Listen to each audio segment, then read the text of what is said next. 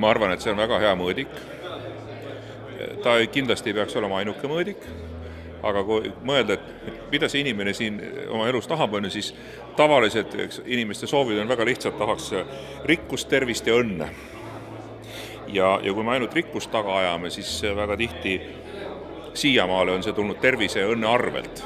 Ja ma arvan, et riigina tervikuna me peame vaatama seda rohkem, et meil oleksid asjad tasakaalus, et me ei SKP-d taga.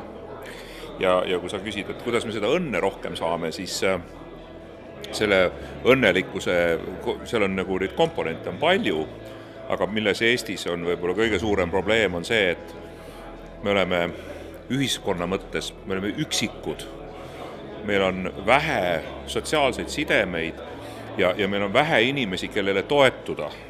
Meie sotsiaalsus on madal, meie sotsiaalne kapital on kehva. Ehk siis me hoiame teineteisest eemale selle asemel, et hoida kokku ja olla rohkem toetavamad.